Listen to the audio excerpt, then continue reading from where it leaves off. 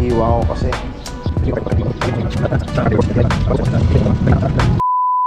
So ito na yung fairings natin, kabit na natin. Unahin natin ng puwet. Tapos bigyan ako. Hindi ko napapakita yung pagkakabit kasi hindi matagal. Siguro yung process na lang. Itsura niya. Kasi tangke lang yung itim. Pero nakita nyo naman sa ibang picture ko yung dilaw na tangke na. So ito itsura niya ngayon. So tapos na yan. Lagyan natin dito. Tapos yung upuan.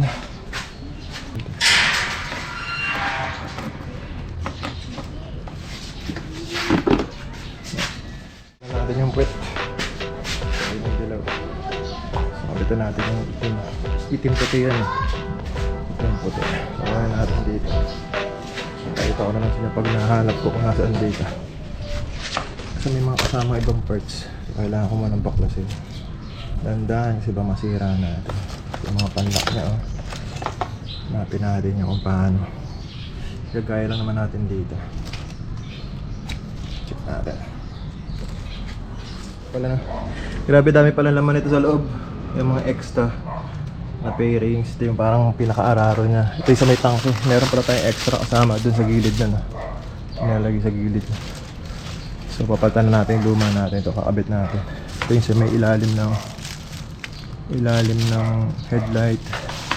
Ito rin yung sa ilalim din ng ano, gauge class 13 yata ito. O headlight din. Ang dami. Buuin ko muna to.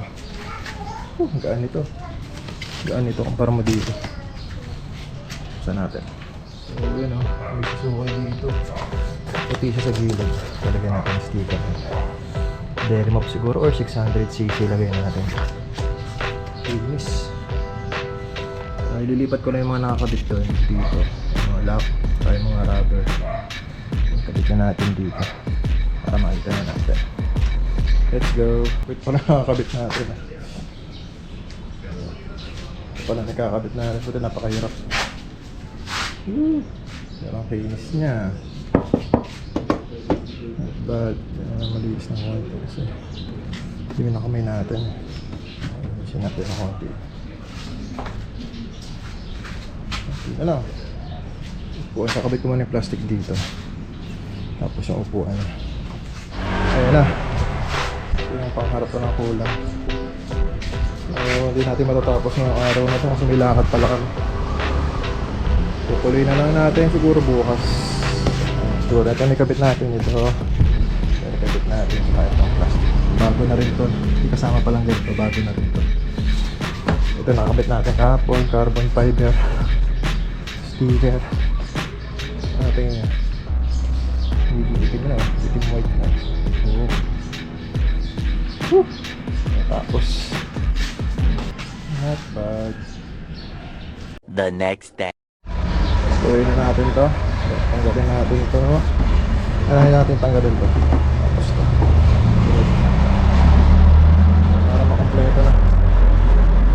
Bam. Wala na yung mukha. Ayun yung mukha. Ang sa tsura pa ganito. Parang naging sports naked. Galing ko muna itong windshield dito. Kasi mga extrang itim. Nakakabit ko rin. Bubuuin ko muna yung ganito na isa. Para natin kabit dito. Naked bike. Naked bike.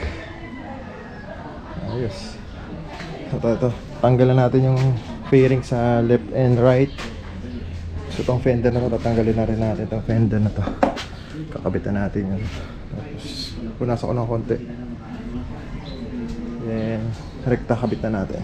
Fairing CP prepare pa natin kasi yung sa side kasi may kasama siyang heat, parang heat shield ba yun? Parang ano siya, para hindi masulog yung fairings. May didikit tayo. Kasama na rin siya dun. Mas makakapahito. Pero ngayon kabit ko muna to. Pagtanggalin ko, kabit ko yung bago. Tapos to kabit natin doon. Transfer natin lahat sa bagong mukha nito. So videohan natin. Kunin ko sa kahon.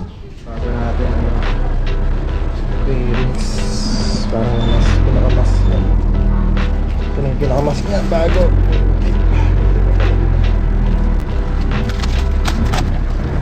Oh, Guinness. Guinness boy. Ibang iba ang sura dito. So, from yellow to black. Suzuki.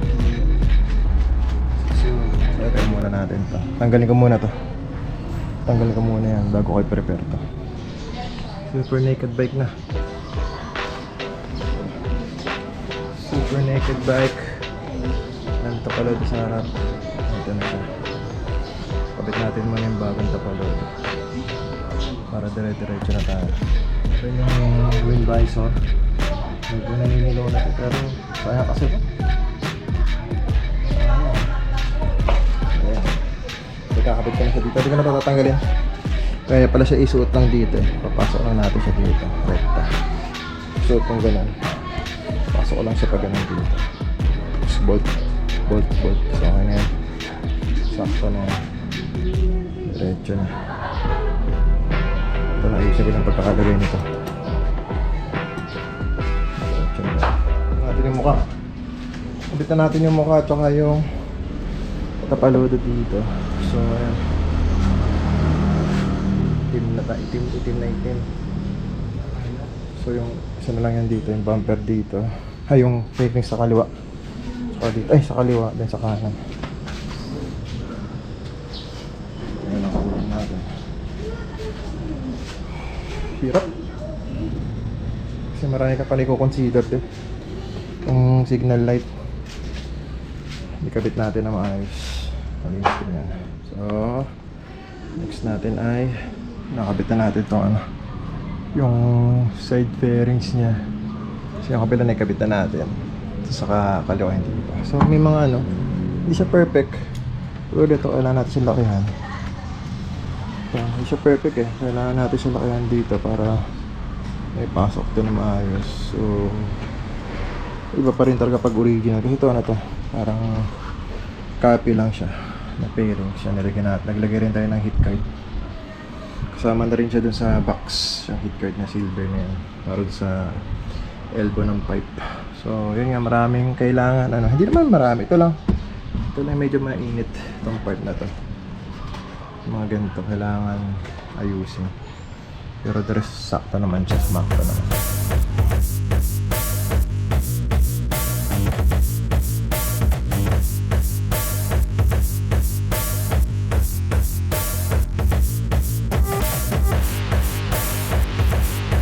Natin bagong pairings natin. Sinabihan ko na ng rides dito sa ano ba pangalan nito? Basta dito sa may ano, kusina yata ito. So ito yung pairings natin, black and white. So, meron tayo dito kasama, naka R3, CX6R, CBR 600, 450SR, tsaka isang BFR 400. So galing kaming Kabyang. Sabi nila nag-iba daw itsura eh. Dali nag-iba itsura? Sobra pre. Kumbaga sa babae pre, parang niretoke. Oh pre. Parang Korean, parang gano'n. Tsaka white, cherry white. Cherry white. Ayos. Sulit ang ano natin, paggastos natin. So sabi ko nga, instead na mag-upgrade tayo kasi wala naman tayong pang perang pang-upgrade, pakinisin na lang natin to. Ano na si Daniel? Daniel, anong masasabi mo? Tatanungin natin si Mr. Bunny. Kamusta? Okay lang yung okay lang. Mas lalong pumogi. Mas lalong pumogi. Oo. Luminis kasi, no? Luminis. Lalapitin na sa mga chicks. Ay, nako. Wag naman ganyan. Okay lang, lapitin ng boys, wag lang chicks. Mayayari tayo. Medyo, syempre, masaya rin ako kasi makinis. Yun naman talaga habol ko, maging makinis siya, tsaka mukhang medyo modelo kahit papaano. Luma na siya pero gusto natin medyo maging modelo. Yan o. Ito lang, hindi ko pa nakakabit yung ano dito. Meron dito ano eh, parang cover. Hindi ko pa nakakabit eh. Tsaka na siguro pag nagkaroon ulit ng time. So bakbaki kami mamaya ulit. Bakbaki sa Kabyang.